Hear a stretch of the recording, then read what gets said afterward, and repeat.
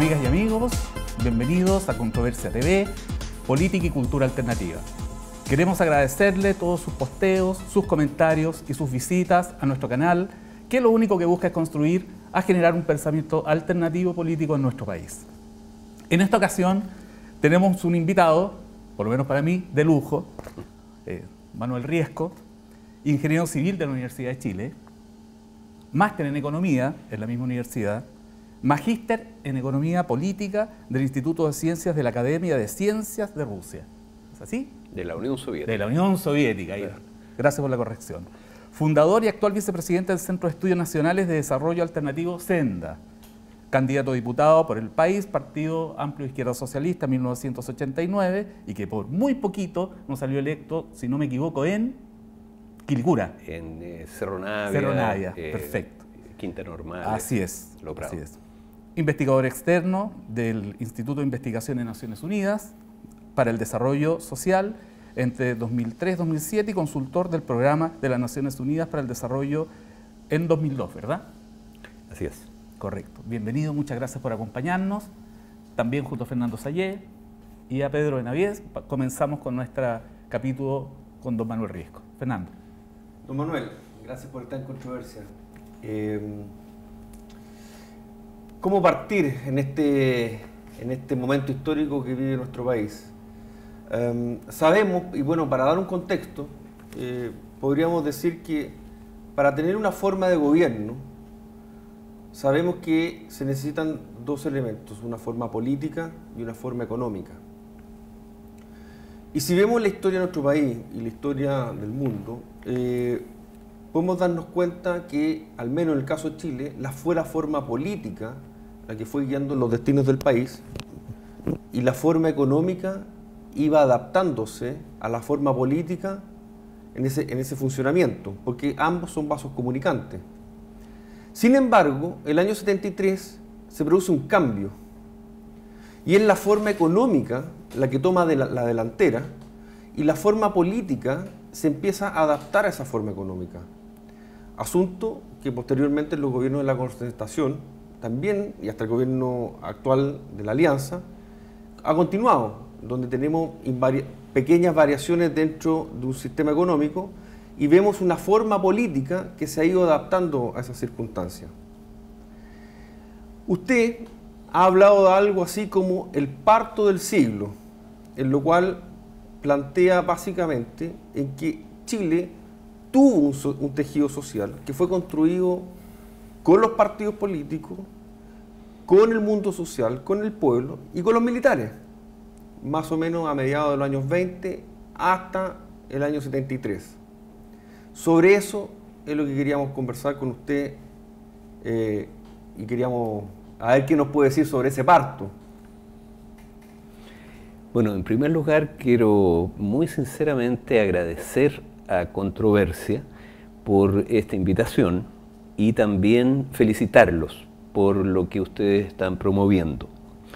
Me parece que van a tener una acogida importante porque justamente estamos viviendo uno de esos periodos en los cuales la participación política se transforma en una necesidad social y mucha gente se interesa por estos temas. Pero realmente les agradezco.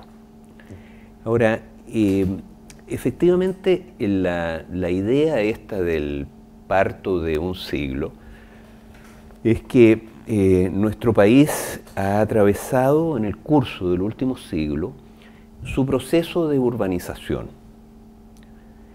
Es de alguna manera este proceso el que ha venido marcando la historia de la humanidad en el curso de los últimos 2 siglos. Y es un proceso que ha ido avanzando por el mundo gradualmente, de manera cada vez más amplia, y hoy día más o menos, si uno toma el mundo en su conjunto, está a medio camino, porque efectivamente, según Naciones Unidas, el 2008 por primera vez los habitantes de las ciudades igualaron en número a los campesinos. Por tanto, todavía la mitad del mundo sigue viviendo a la antigua, en el campo. Pero está hoy día urbanizándose a un ritmo que es extraordinariamente acelerado. Y esto hoy día es algo que podemos nosotros, y me refiero todo a la humanidad, ver de manera clara, en el sentido de que tanto los banqueros como los políticos, como los sociólogos, como los economistas, reconocen hoy día, y esto es un fenómeno muy nuevo, este reconocimiento, que este proceso de urbanización que está teniendo curso globalmente es el fenómeno más importante que está ocurriendo. Ahora, algunos países, como Inglaterra, Europa, lo iniciaron antes. Y eso tuvieron su parto antes y por lo tanto nació allí la nueva sociedad moderna antes. Y eso les permitió durante un siglo y medio tener un rol dominante en el mundo. Sin embargo, lo que ocurrió el siglo pasado es que eso se extendió a otras regiones, entre ellas América Latina y nuestro país. Y este siglo, ¿no es cierto?, se está extendiendo a los continentes donde todavía está más atrasado. Y ahora le toca a China.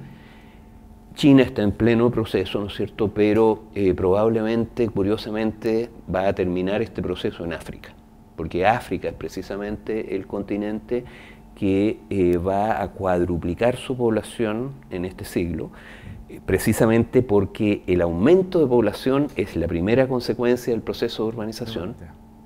La ley demográfica, fíjate, es lo primero que se determina por la urbanización.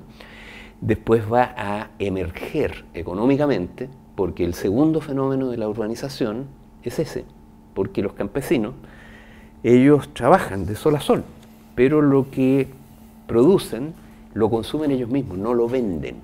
En cambio, cuando el mismo campesino migra a la ciudad, o cuando sus mujeres, 2 generaciones después, se incorporan a la fuerza de trabajo, salen del hogar y van a la fuerza de trabajo, digamos, sus manos adquieren el toque de Midas, en el sentido que todo lo que tocan se transforma en oro. Y ya no solo producen pan, sino que producen pan y al mismo tiempo dinero. Todos desayunan, ¿no es cierto? Pero los campesinos, ellos mismos producen el pan y la leche con que desayunan. En cambio, cuando van a la ciudad... doméstica. Por supuesto, o familiar, digamos. Entonces, pero cuando van a la ciudad, el desayuno lo compran en el mercado y a la vez todo lo que ellos trabajan se vende. Entonces aparece milagrosamente en las cuentas nacionales, porque ya no solo es un producto, sino que además es un producto con valor. Entonces, eso genera, ¿no es cierto?, la emergencia económica, fenómeno que hoy día todos reconocen, y por supuesto, además, ahí se trastoca absolutamente todo, porque se trastoca las leyes de población, las leyes económicas, pero se trastoca también la vida familiar, aparece toda esta cosa cultural fantástica, ¿no es cierto?, pero también enfrenta este proceso demonios que ya los conocemos, ¿no es cierto?, el demonio de la depredación de la naturaleza. En Europa depredaron todo antes de reconstruirlo, unas catástrofes ecológicas espantosas en Londres, que fue la primera ciudad grande del mundo, fue la primera catástrofe ecológica allí, pero después lo arreglan. Y la catástrofe de la guerra, porque como no es un proceso que venga, digamos, simultáneo en todas partes, sino que lo hicieron algunos países primero y otros después, entonces las tensiones entre lo que están establecidos y los que vienen emergiendo, digan ustedes Alemania contra Inglaterra o Estados Unidos contra Europa, etc. Hoy día, imagínense, bueno, eso genera tensiones que el riesgo de la guerra, el demonio de la guerra es peligrosísimo. Y por cierto, el demonio peor, ¿no es cierto?, que es el que genera probablemente el anterior por lo menos, que es esta reacción tan desgraciada que tenemos a veces los seres humanos, que es lo que en el siglo XX se denominó fascismo, y que nosotros lo experimentamos también en los últimos 40 años, es decir, que es una reacción justamente al progreso, es como un latigazo, como digamos, una especie de tsunami, ¿no es cierto?, que se produce porque hay un terremoto abajo, porque hay un avance, el avance genera un terremoto, pero a veces ese terremoto genera esta reacción tan violenta que es muy destructiva, pero que es superficial. Y eso son los peligros que tiene este proceso, o sea, no es un proceso que sea, digámoslo así, sembrado de rosa, un camino sembrado de rosas, sino que por eso hablamos del parto, en el sentido de que es una cosa dolorosa, y como dijo en una frase muy famosa Carlos Marx, la modernidad capitalista, digamos, siempre en todas partes ha venido al mundo chorreando sangre y lodo por todos los poros, desde los pies a la cabeza. Bueno, así fue el parto también en Chile. de esa misma manera. Don Manuel, en Chile actualmente se identifica de alguna manera lo militar o las Fuerzas Armadas con la defensa de ciertas posiciones que se identifican con la derecha o una posición capitalista, neoliberal. Pero eso no es así en otros países latinoamericanos. Es cosa de ver el caso de Venezuela con la identificación entre Fuerzas Armadas y el proyecto de Hugo Chávez, o anteriormente en el caso de Argentina, con la identificación de las Fuerzas Armadas y Perón, y el pueblo argentino organizado. Pero también en Chile no era así. Si nosotros nos retrotraemos a la década de 1920, vemos que las Fuerzas Armadas canalizan los requerimientos de la sociedad y se expresan con el pronunciamiento de 1924, el ruido de sable, la asunción de Carlos Ibáñez del Campo como jefe de Estado y el inicio de toda una fase de desarrollo promovida activamente por el Estado. De alguna manera, ese ciclo de fuerte desarrollo económico estatal se inicia en Chile con los militares y termina de alguna manera con los militares. Esto nos lleva a poder plantear varias cosas. El papel, por ejemplo, de las Fuerzas Armadas en el desarrollo de los pueblos y de los estados nacionales latinoamericanos, y también entender mejor el proceso vivido en Chile durante el siglo XX. ¿Cómo podría entender o interpretarse esta relación entre lo económico, lo militar, lo político en nuestra realidad? Lo que nosotros hemos estudiado es que en este proceso de urbanización, en el transcurso de este parto que hemos venido hablando, hay actores que son actores muy importantes. De un lado está, en primer lugar, el pueblo. El pueblo aparece como un actor que empieza a irrumpir en la escena política cuando precisamente se empieza a generar este proceso de urbanización. Ahora, irrumpe a través de revoluciones. Si uno quiere mirar cómo ha transcurrido el proceso de urbanización alrededor del mundo, el mejor indicador son las grandes revoluciones modernas. Es decir, la gran revolución inglesa del siglo XVII, de Cromwell, digamos, la gran revolución francesa, la primavera de los pueblos de 1848, ¿no es cierto?, en que caen todos los gobiernos de Europa, digamos, son signos de que ya viene transcurriendo por debajo este proceso. Pero después, en el siglo XX, igual, es decir, la Revolución Mexicana, la Revolución Rusa, las revoluciones que tienen lugar, digamos, en una serie de otros países, desde Turquía hasta Chile, y que muestran cómo de abajo surge... Pero son realmente procesos naturales, porque también hay opiniones en las cuales, dice el caso de 1848 y posteriormente, la propia evolución que viene desarrollándose a partir de la Revolución Francesa, da la impresión que hubieran procesos que son disolventes, más que ir construyendo propiamente tal algo que vaya realmente en pos de favorecer al pueblo. Mira, lo que ocurre es que es algo, entre comillas, natural, en el sentido de que son fenómenos que solamente pueden desarrollarse, empezar a desarrollarse, cuando ya se ha empezado a dar este fenómeno de concentración en ciudades de masas grandes que antes eran campesinos. Es como muy regular esa cosa. Ahora, sin embargo, si bien aparece como algo natural, la revolución es precisamente el acto más humano, en el sentido de que es un actuar colectivo en base a una idea que se forma ese colectivo y una pasión que impulsa a ese colectivo al mismo tiempo a actuar colectivamente. Entonces, en ese sentido, es precisamente la irrupción de lo propiamente humano en la historia, y la historia no es una cosa mecánica sino que viene en estos momentos. Ahora, y que depende de la conducción que tenga, puede tener una conducción u otra, o un devenir u otro, es decir, depende de lo que hagan los hombres. Pero en ese sentido, volviendo al caso de Chile, Sí. parece que queda trunco ese es el proceso desarrollista, para llamarlo de alguna manera.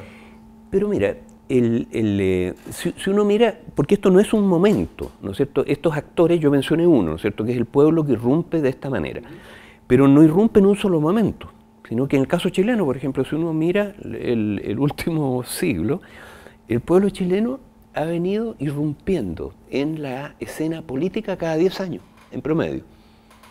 Ahora llevamos 20. Pero está irrumpiendo claramente de nuevo desde el 2006, 2005, en fin, ya empezó nuevamente a levantarse, digamos, una oleada de participación masiva. Esto ha venido ocurriendo cada 10 años, 1924, 1931, 1938, 1948, 1957, que esa yo la vi, 1967, que me tocó vivirla y que culminó el 73, que fue una oleada impresionante, que se cambiaron no sé cuántas cosas, pero porque estaban millones de personas movilizadas. Después, 1983 hasta el 86, que permitió votar la dictadura. Y bueno, ya ahora que empezó con los pingüinos y ha venido levantando, esta es muy poderosa esta ola que ven ahora. Bueno, pero lo que les decía es que hay varios actores, o sea, un actor claramente es el pueblo, y que está presente en Chile, y está presente en Corea, y está presente en Turquía, y está presente en Arabia, y está presente... mira, es muy impresionante esto. Tú mencionabas, digamos, sin embargo, un segundo actor. Y el segundo actor es la burocracia estatal, porque la burocracia estatal ha cumplido un rol en esta transformación, en este parto, que es extraordinariamente importante. Y eso ha sido general en todos los países. Ahora, en la burocracia estatal ha sido un actor que no es propiamente un actor social, pero ha tenido un rol muy importante. Y particularmente su fracción más organizada, que son los militares. Porque los militares en realidad son la fracción más organizada de la burocracia estatal, que es más amplia que eso, ¿no es cierto? Uno podría catalogar que, digamos, los distintos funcionariados, pero también los distintos dirigentes políticos, etcétera, entran dentro de esa categoría, si ustedes quieren. Pero ese ha sido un actor muy importante.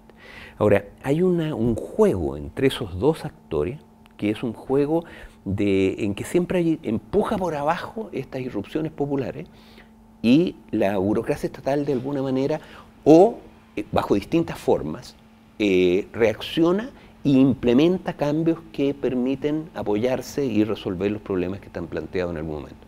Ahora, en el caso chileno, tú mencionaste la década del 20. La década del 20 es una década en la cual este fenómeno de irrupción de golpes, digámoslo así, progresistas por parte de los ejércitos se produce, por ejemplo, simultáneamente en Chile, pero también en Turquía. En Turquía el movimiento de Atatürk y los jóvenes turcos que se llamaron fue en 1924. Y bueno, no solo en esos dos países, sino que en otros también. Y efectivamente, en el caso chileno fue el gobierno de Ibáñez el que inicia 50 años de desarrollismo estatal. Ahora, es muy interesante, hay una historiadora que se llama María Angélica Illanes. Ella tiene una investigación donde muestra además que los que proporcionaron el programa a los militares jóvenes en ese momento en Chile fueron un grupo de profesionales ilustrados, principalmente médicos, y le proporcionaron el programa desarrollista, que era básicamente un programa de progreso, diciéndole, mire, a los militares, aquí si Chile quiere ser fuerte, tiene que tener un pueblo que no puede estar desnutrido, y le mostraban estadísticas de mortalidad y de insalubridad, digamos, del pueblo, y no está educado, y le mostraban estadísticas de analfabetismo, etc. Entonces, lo que tiene que hacer el Estado es, lo más importante es impulsar el desarrollo social, el progreso social. Y paralelamente, por supuesto, en el siglo XX, los estados trajeron el progreso económico, porque construyeron ellos, porque era el único actor que había que podía hacerlo, en estos países aquellas obras que habían sido la consecuencia de la urbanización y la modernización de Europa, los ferrocarriles, la electrificación, la industria pesada, etc. Y eso lo hicieron en todas partes. Ahora, es muy interesante lo de las formas y las ideas, porque las ideas que han inspirado este proceso cambian mucho, porque hay desarrollismo, digamos, de derecha.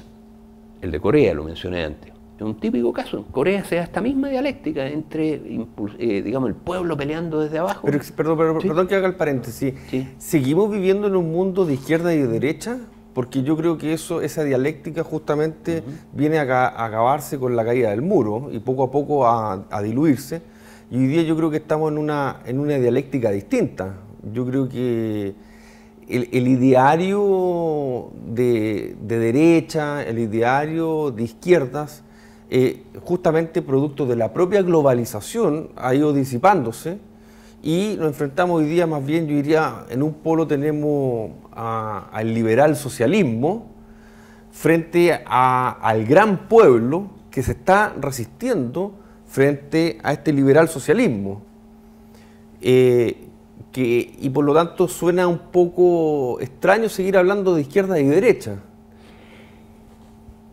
Bueno, la izquierda en general, ¿no es cierto?, en un sentido amplio, es como la heredera de la ilustración francesa, del racionalismo, del marxismo se inscribe dentro de esa corriente también, en fin.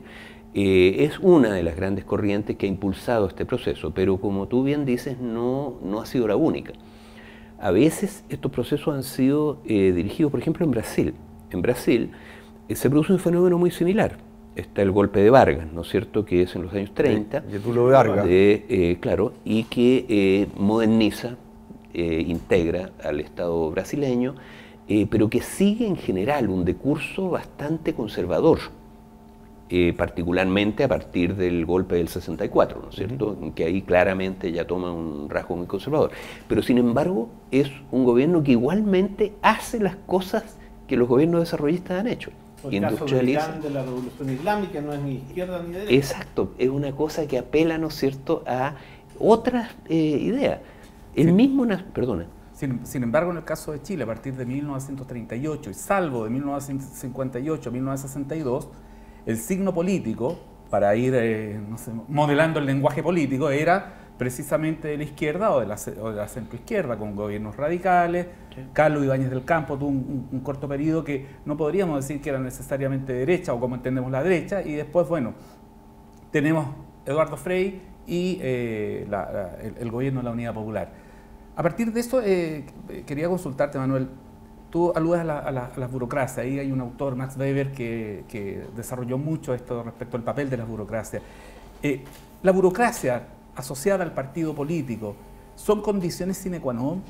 ¿O es posible, o es dable, o es más adecuado despersonalizar de un partido político a aquellos que se dedican a la actividad pública en la burocracia?